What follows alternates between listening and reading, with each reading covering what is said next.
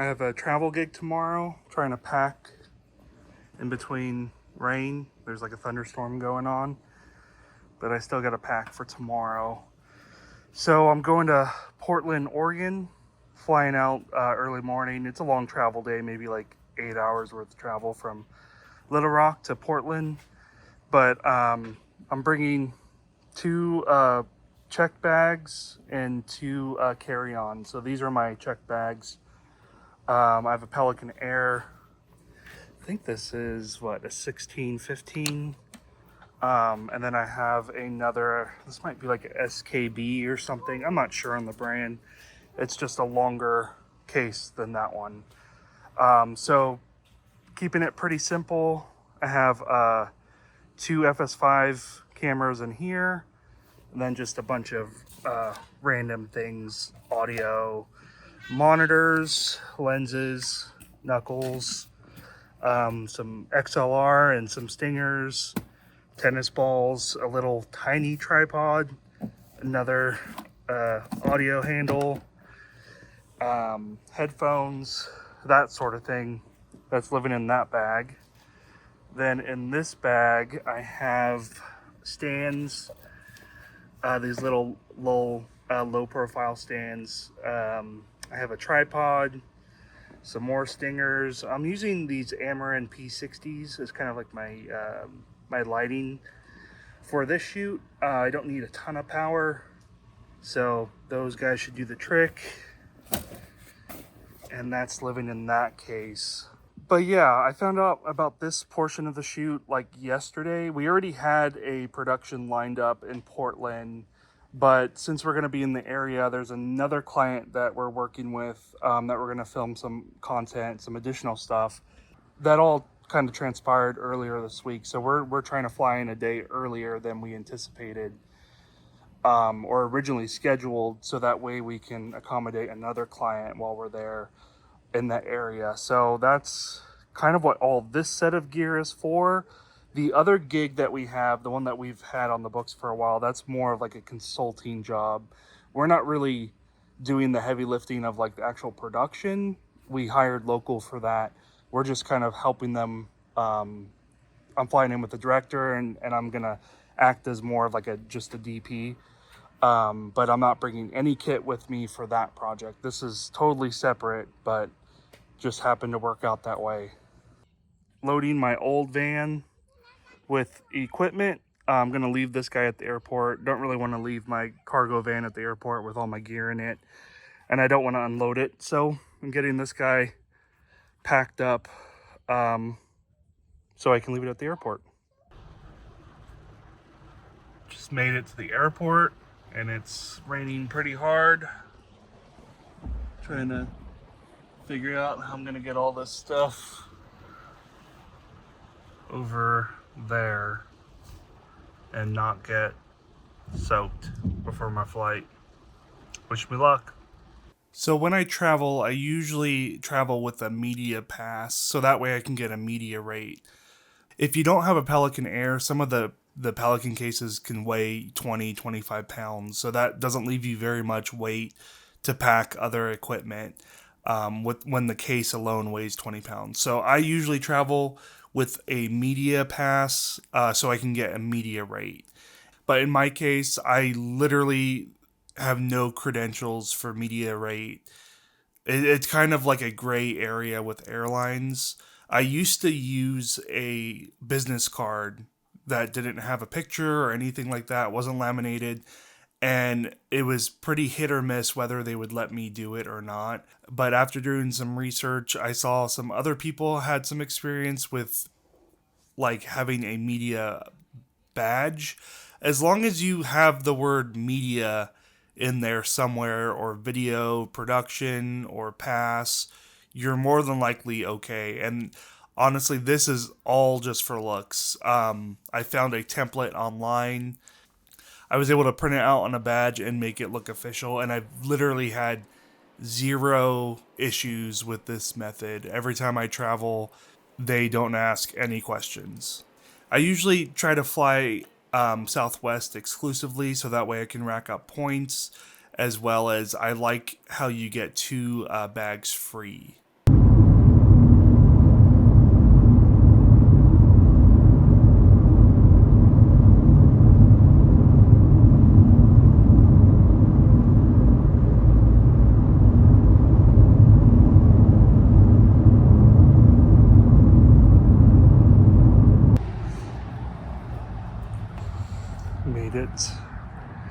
to the hotel.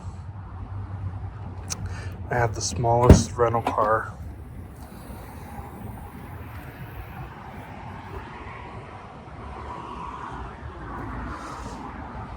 But everything fits.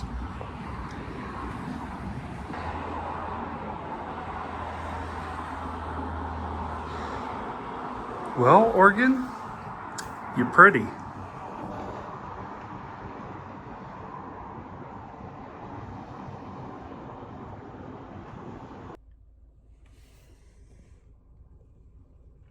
So it's 8:13 in the morning. We're about an hour away from our hotel. We're working with another client, like I said previously.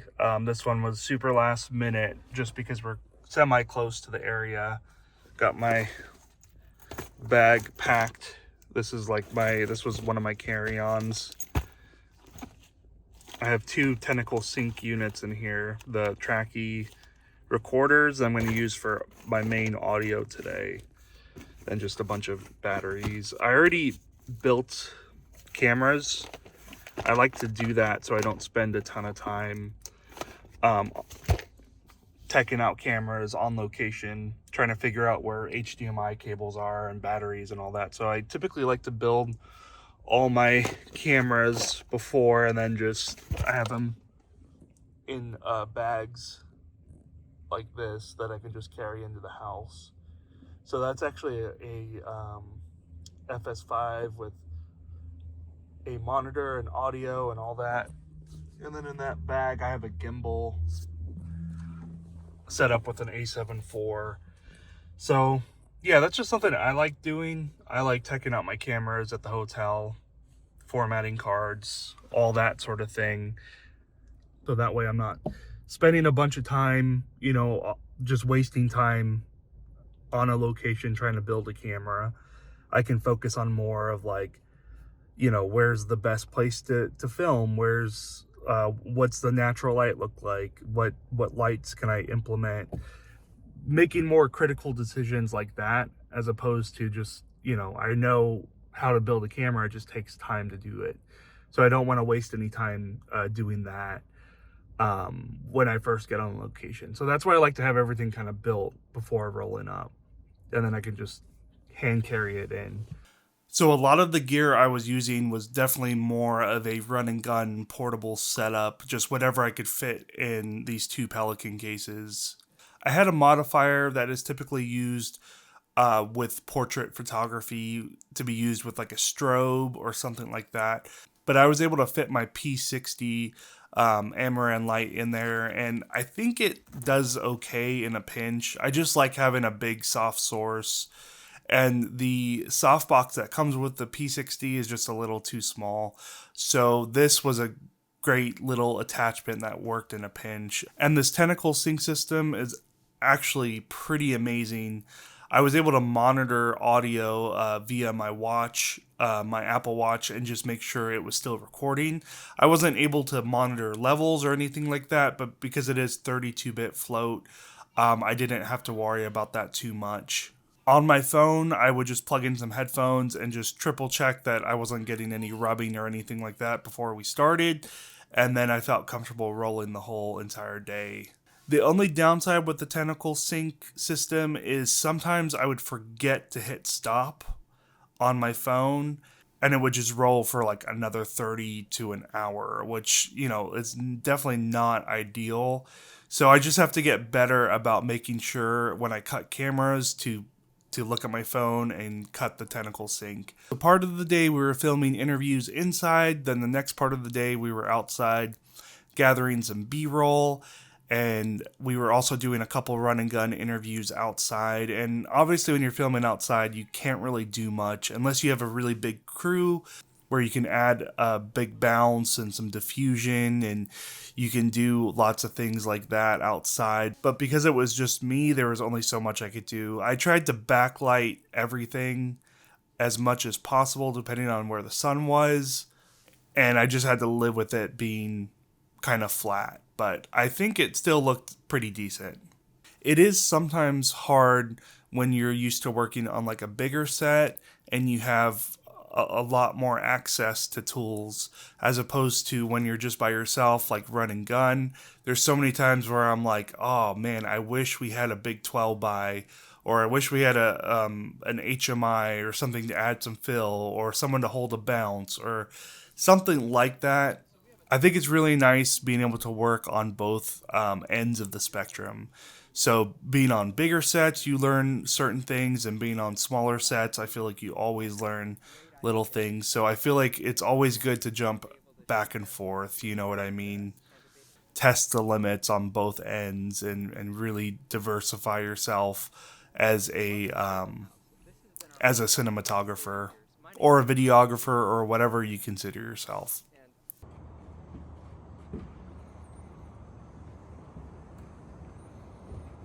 So this is the next day of production. This is what we mainly came here to do in Portland, Oregon, was work with this client.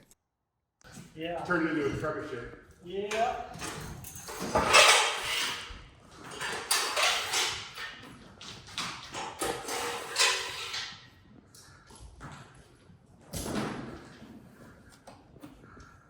You can really see like how spotty it is. Like, It is spotty it's pretty focused. for a panel. And then it's at 6.7. That's 100. Dude, that is some serious output. The sun, my eye. The goggles say nothing. Yeah, full RGB. Color. It mixes I don't know. It's just crazy to me how it mixes. You can see it like in the lenses. Yeah. It's so saturated too. Like with that long of a throw. Yeah.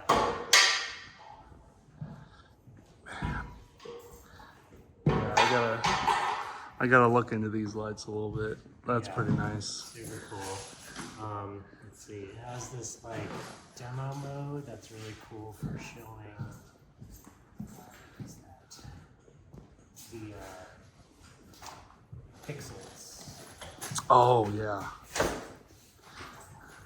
So it can do like a pixel chase almost, Yeah. but just in blocks. Yeah. Dang, Eight pixels. I mean, I think like where this would like come in handy is if you like put a bunch of them together. Yeah. And you were like chasing across the panels or something. Yeah. But yeah, it's a very cool party trick. Just as is. Well, yeah, that's why you pay so much money for them. Is like I that. don't think about it, but like, yeah, I mean, there's.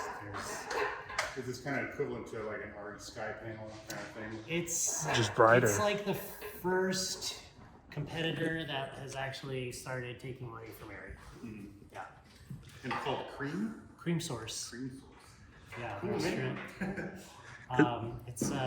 It's 2 stops brighter, so 4 times the intensity, and it's fully IP rated, so you can have it out in a monsoon and it's fine. You don't need to cover it or anything.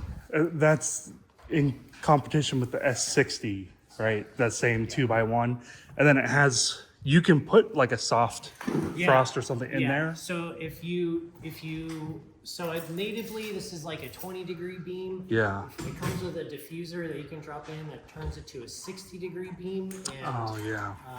when you're in that mode, the color metrics are like basically the same as a S60. Yeah. So like where this really like shines is when you play it in hard mode. And really, like what I've learned, like with owning it, is like you kind of need to pull it back a little bit Sure. to get that, because like the multi shadows is a little bit of an issue if you're like right up on something and you don't have a diffuser in. Yeah. But if you have room to pull it back, Mm-hmm. like you can get way more. You can get a lot of juice out of it. Yeah, it looks more rugged than an S60 too. Like even the yoke and all that Yeah, it's very seems. beefy. Yeah. Super beefy. Dang. And it was really cool. I was able to hire someone from YouTube that I've been following for almost a year now. His name is Logan, and he's an owner-op, and his company is Pancake Grip and Electric. and he's been posting videos for a little while now, and I've literally watched all his videos, and he's really knowledgeable in the industry. And when I found out I was coming to Portland, Oregon for a shoot, and I remember Logan working out of Portland, so I thought I would just hit him up and see if he was available and see how far away he was from this location. And it happened to be he was only like 10 minutes away from this location. So I was able to hire him for the shoot, and he literally made it happen. The whole entire thing. We had a couple of pre-production emails and whatnot, but he is super solid, and I would definitely recommend him if you're looking for a owner op in that area. He's definitely solid. So I was really glad everything came together and he was able to be on the shoot. So this is a client of the company that I work for. It's a church based in Oregon. They were looking to up their production for an upcoming shoot. And in the church world, it's a lot of volunteer-based positions, and they're not really used to a lot of higher-end production. So that was kind of my job in this whole thing, was to kind of connect the dots between the church and some local G&E, and we also hired a jib operator for this production. We made a ton of recommendations on what we think would be taking production up to the next level for them, and this was kind of what we found would work based on their budget, was hiring a jib for a day and hiring a dedicated grip and electric package.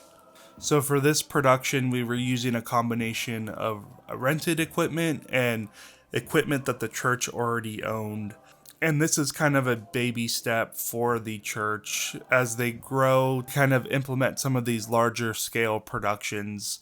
So Logan living 10 minutes away from the church, hopefully they will give him a call for future productions, and they'll be able to connect with Mackenzie as well after the shoot.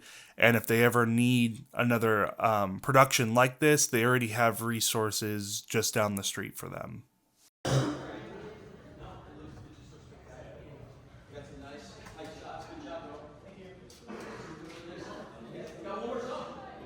prayed over the cancer. I prayed over our finances. I prayed over the addiction. I prayed for a better job.